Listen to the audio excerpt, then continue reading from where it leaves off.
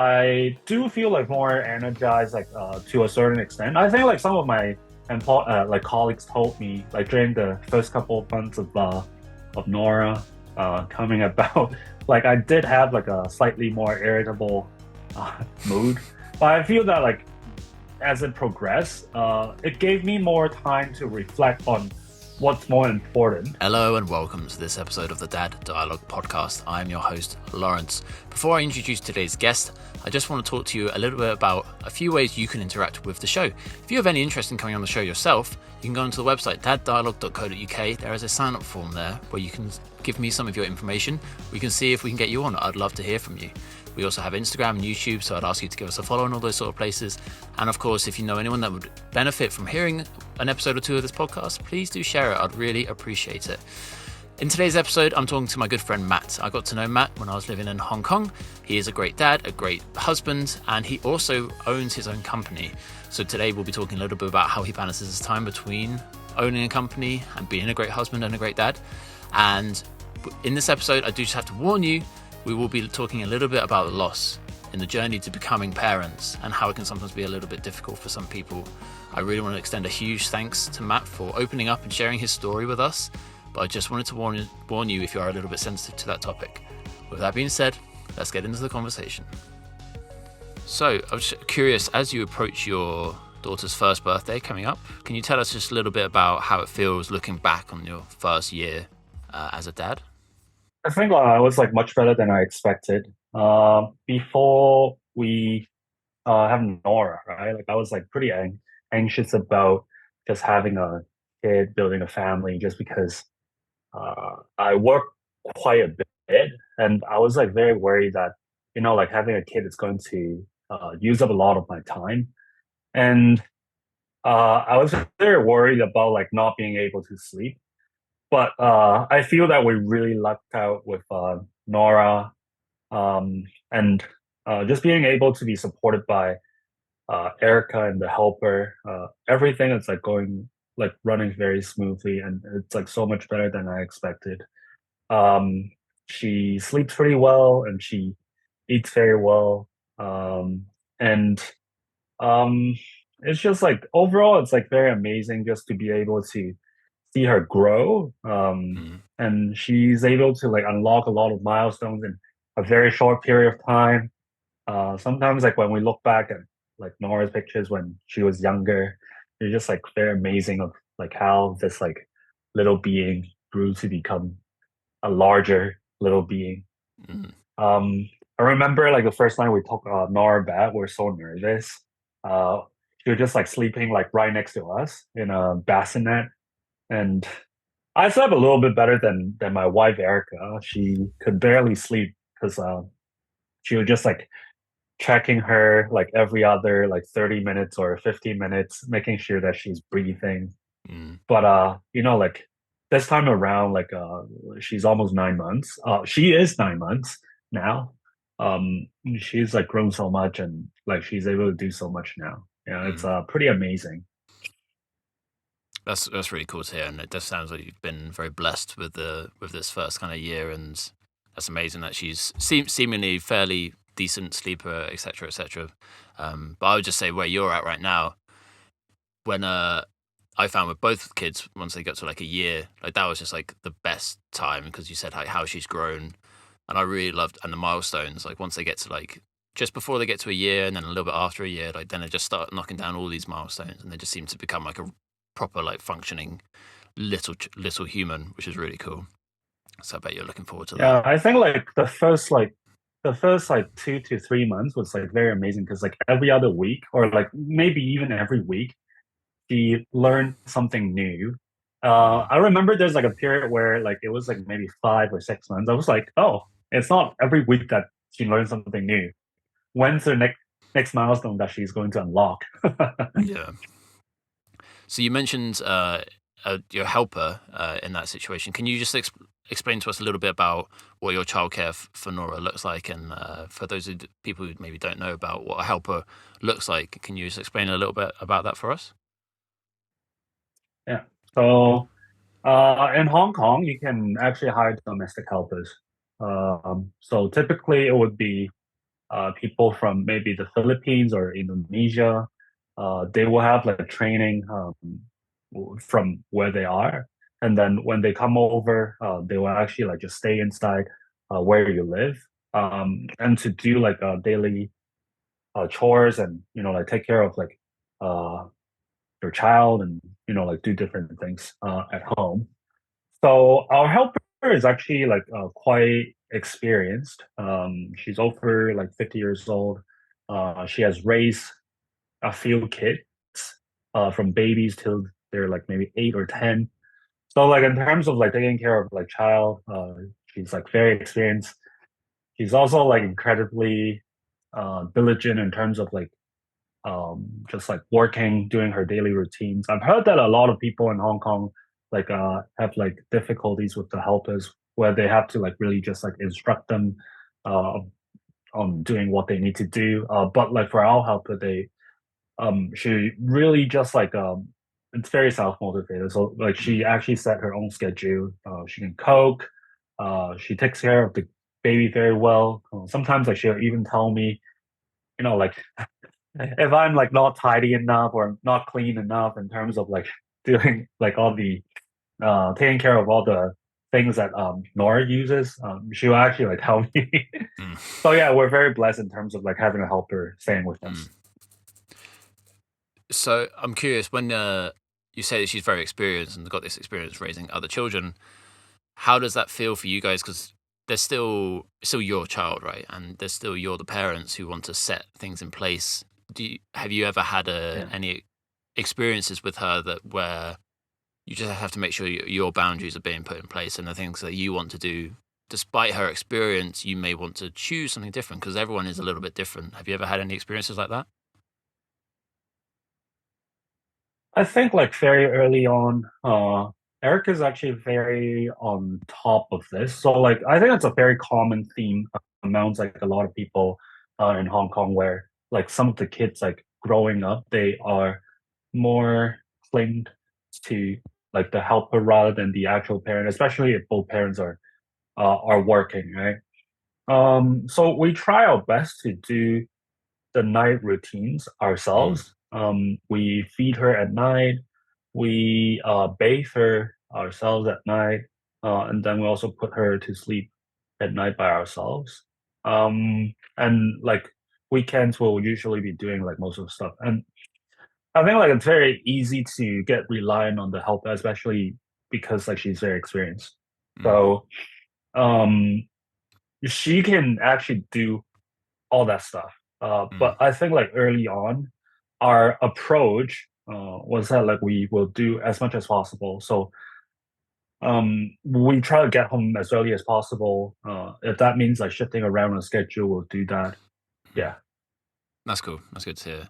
And was there anyone else involved in the childcare like early on when you guys came home from hospital?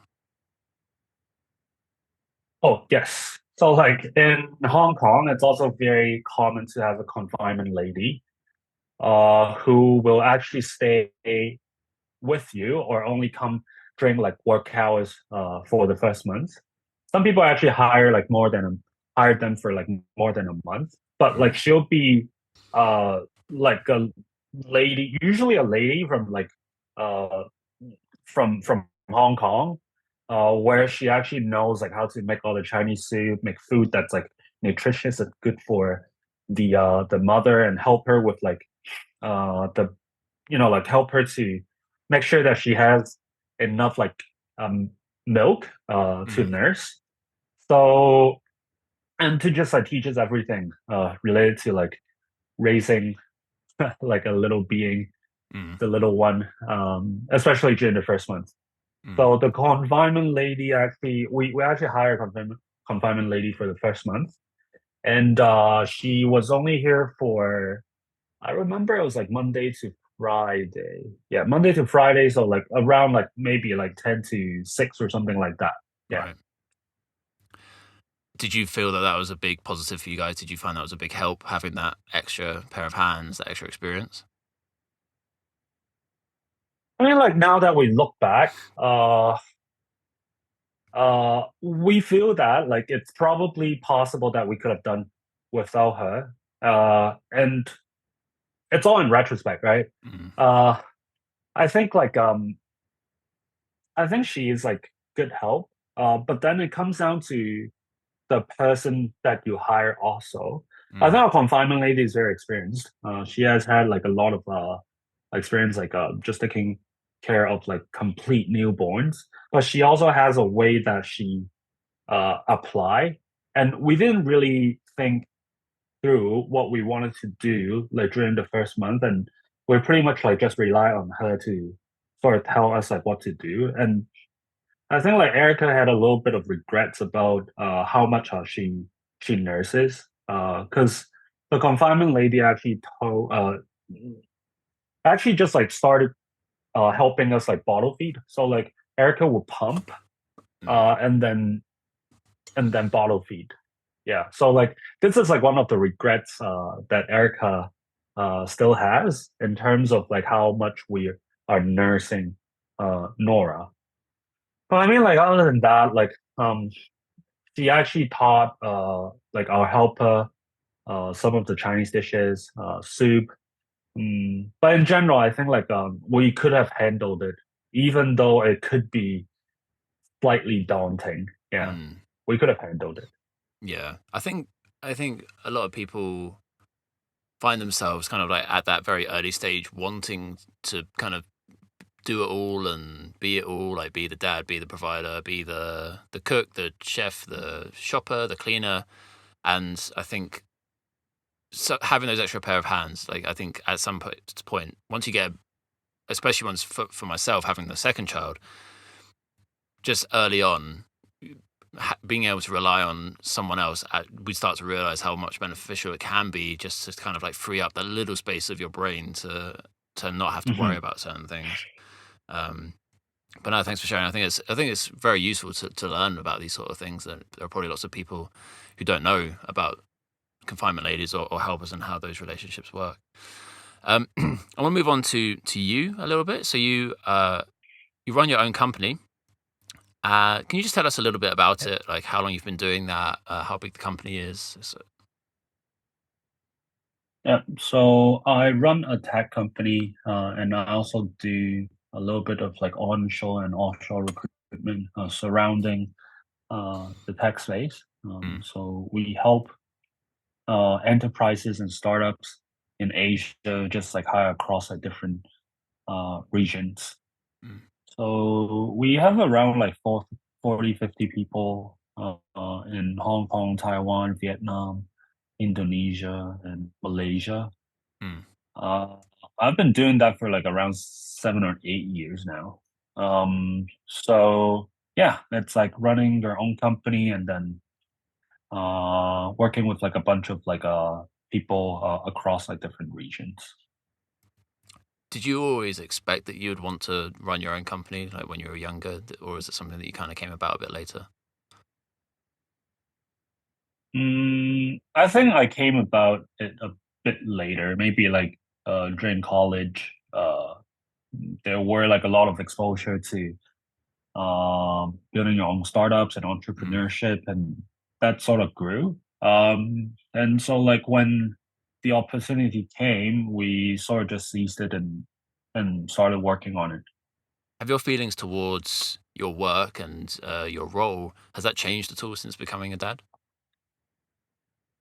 Yeah, I think it changed quite a bit. So I think like before, uh, I think like having Nora really triggered like a mindset change. Mm, Because before I would be very much focused on like how I can handle like the day to day. And I think like Nora really brought about like a mindset change where I'm really looking to like how I can grow the company and scale and get away from like the day to day so that like I hire people that can, like take things off my plate pretty mm. much. Right. So I try to get to work earlier and then I also try to leave work earlier to spend as much time as possible at home. And then like a lot of times like I used to have to like go to a lot of like social gatherings or like work meetings that could like take up quite a bit of my nighttime. And I think like now I just like really pick and choose or like have them like during the work day rather than like having it like after office hours.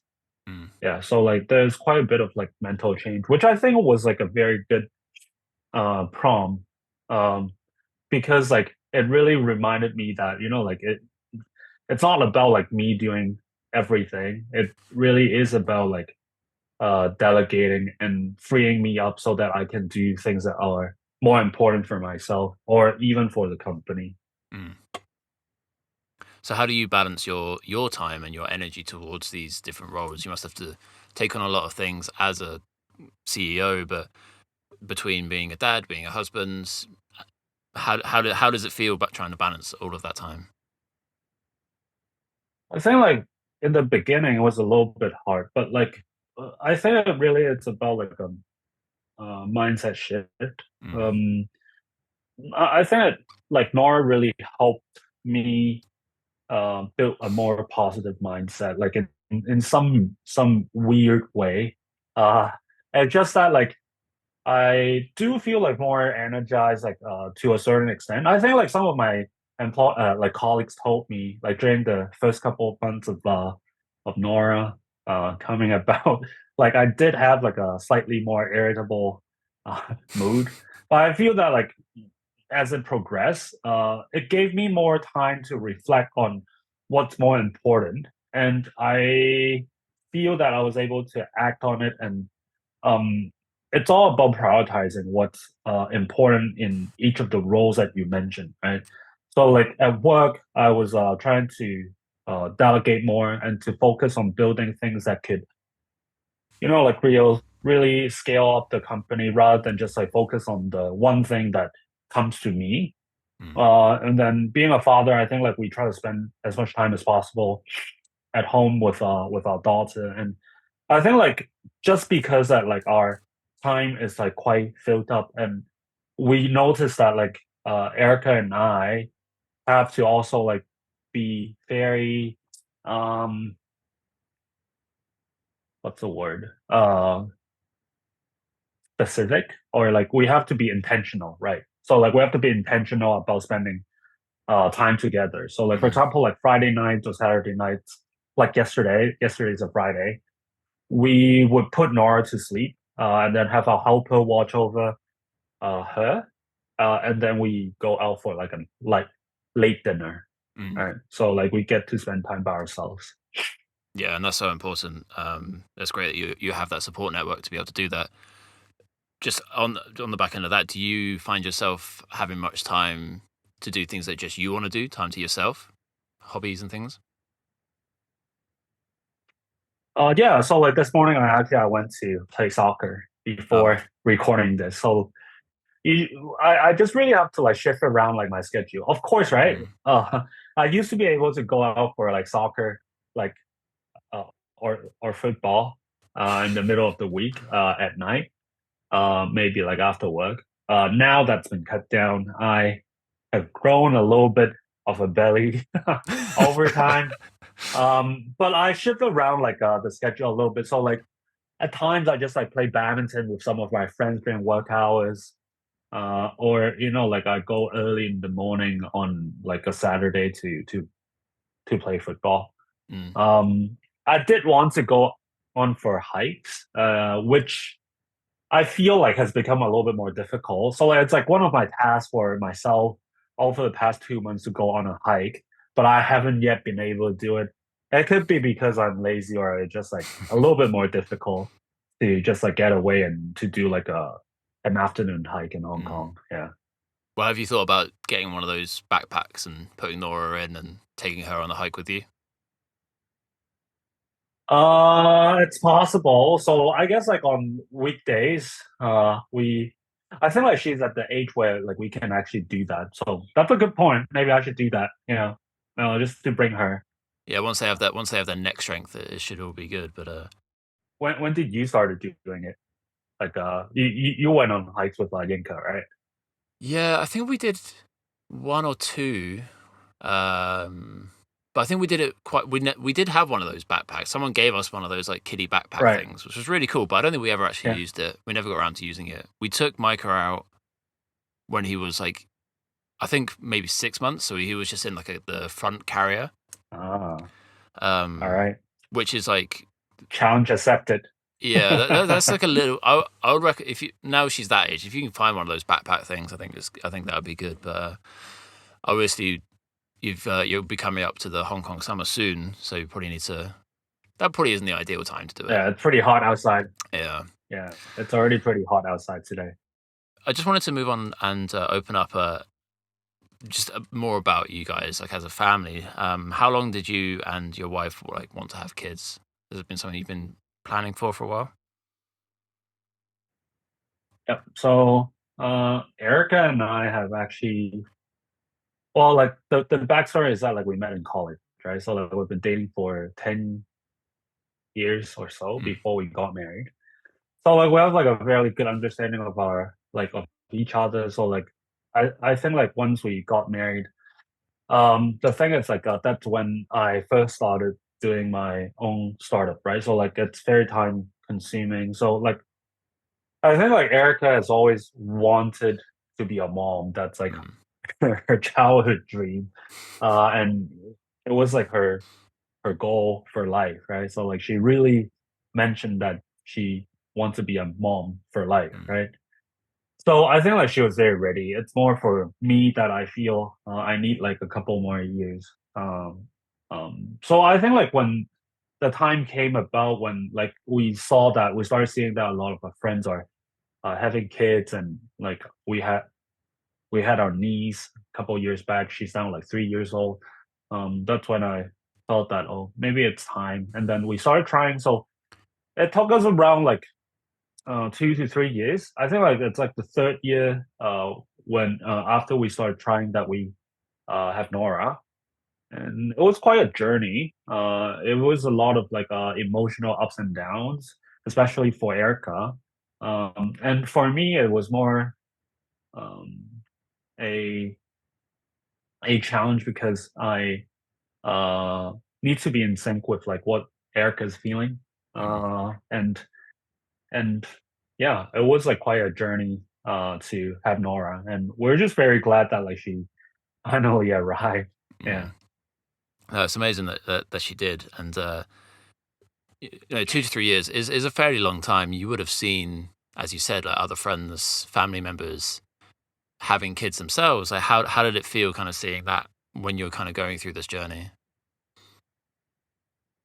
Yeah, I think like the main thing is that like it does affect like Erica's emotion a little bit more than mine. And my emotions are more affected because I see that it's difficult on Erica, right? Mm, I'm more of the type that, like as it comes, we can handle it. As it comes, like we'll have like whatever comes to us, right? mm, Um, so like seeing her having like a difficult time and like uh it's difficult for the both of us, I think. Yeah. So that was like a pretty difficult like year or two before we really reset our expectations, and like we also started like fertility treatments, and that was also like a whole journey in itself. Yeah. can you tell us a little bit more about the fertility treatments, like what that looks like? Yeah, so like typically once you try for a year and there's no outcome, typically I think doctors will recommend that you go to fertility treatments. I think like it's one of the things that are more common than people talk about.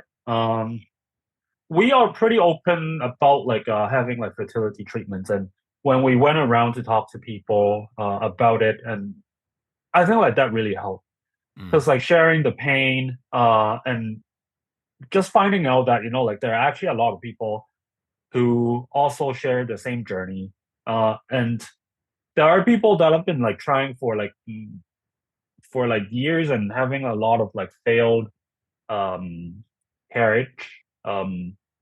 and who has just like gone through the journey a lot longer, Mm. and there have been like a lot of more like ups and downs. We were able to just like share a lot of the load, and I think like that helped Erica quite a bit as well. Yeah, and we were uh lucky that like we found a good doctor who it's like very helpful. We started with doing various like checkups to find out like what the specific issues were, and then as soon as like Erica started taking some like hormonal drugs, we had our first uh pregnancy, but that did not last for long. So like and we had a miscarriage into like 2 months into the pregnancy. Uh so it was like an instant response. And then like later on, like we like we Erica sort of adjusted her well, I guess like as the treatment goes on, right? Like she was able to perhaps like adjust her body a little bit more. And then we started like doing IUI and IVF.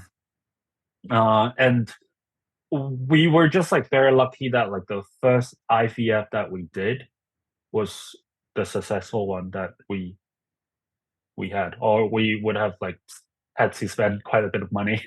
Because I do know that like there are friends who have like tried multiple times, and it's very expensive to do it in Hong Kong, especially like in the private sector. Mm.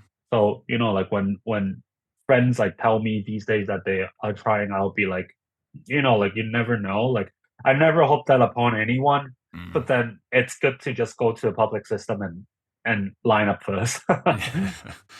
But I think you really touched on something that I think is really important to lift up is that lots of people do go through this, and it isn't really spoken about super openly. Like maybe it does make people feel a little bit uncomfortable to hear.